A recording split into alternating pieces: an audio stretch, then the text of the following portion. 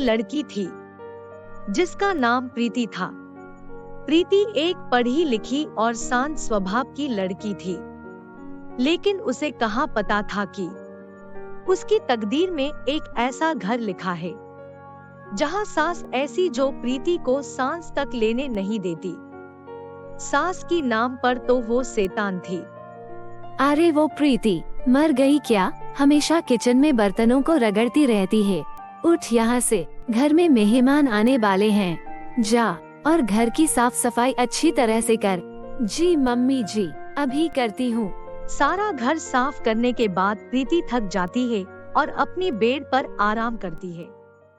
इतने में सास कहती है, अरे वो प्रीति कहाँ है तू? प्रीति अपनी सास की आवाज सुनकर घबरा कर उठ जाती है। जी मम्मी जी, मैं घर का सारा काम खत्म करके बस थोड़ा सा आराम कर रही थी। अरे करम जली, दिन भर सिर्फ सोने के लिए ही तेरी माँ बाप ने तुझे सिखाया है क्या? चल मेरी कमरे में, मेरी पैर में थोड़ा सा मालिश कर दे। प्रीति की साथ ए रोज का सितम था। दिन भर इतना काम करने के बाद भी जालिम सास उसे आराम करने नहीं देती थी।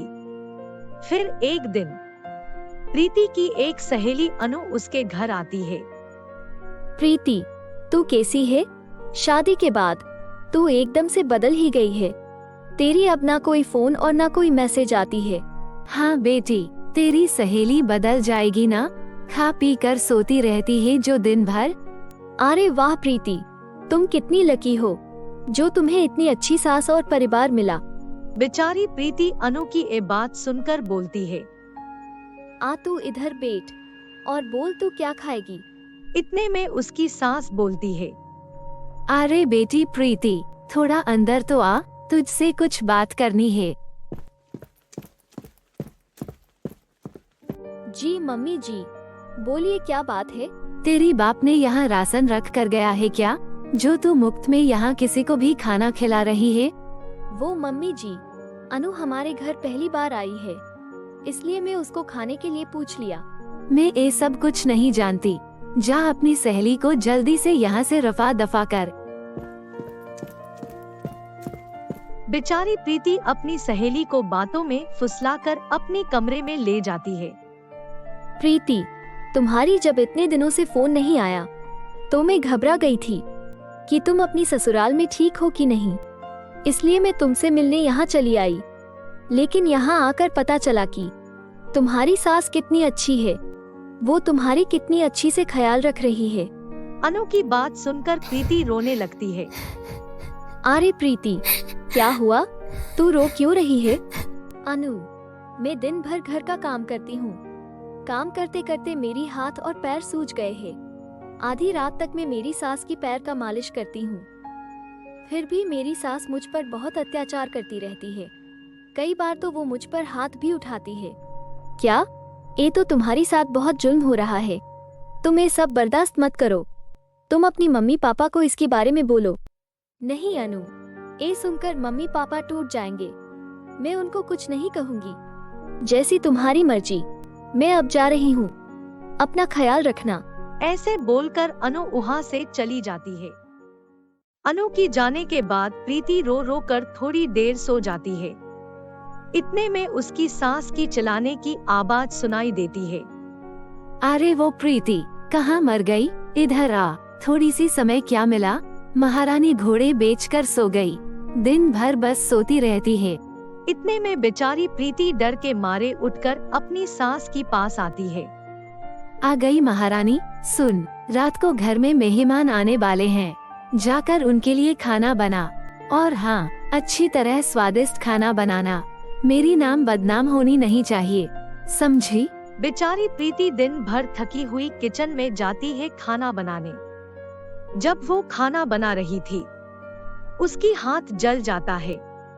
वो चिल्लाकर रोते हुए बाहर आती है। अरे क्या हुआ तुझे? मम्मी जी देखो, मेरी हाथ जल गई, बहुत दर्द हो रहा है।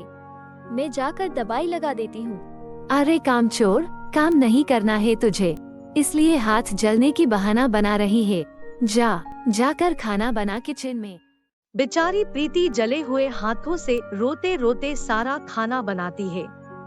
अब रात होते ही सास के रिश्तेदार घर आते हैं और खाना खाते हैं। अरे बिमला, तुम्हारी बहू ने कैसा खाना बनाया? खाने में जरा सा भी मजा नहीं आया। उससे अच्छा होता हम किसी होटल में खा लेते। चलो जी चलो, यहाँ रुकने की अब कोई फायदा नहीं है। आज तुमने उन लोगों के सामने मेरी बेइज्जती करवा दी। मैं तुम्हें आज नहीं छोड़ूंगी। ऐसे बोलकर बिमला प्रीति को मारने लगती है। रात में जब प्रीति की हस्बैंड राजा घर आता है, सास अपनी बेटे को उसकी बीबी की सारी दास्तां सुनाती है। राजा गुस्से में आकर प्रीति को एक चाटा मारता है और कहता है, ए क्या प्रीति, तुमने आज खाना इतना खराब बनाया था कि तुम्हारी वजह से माँ को कितना कुछ सुनना पड़ा।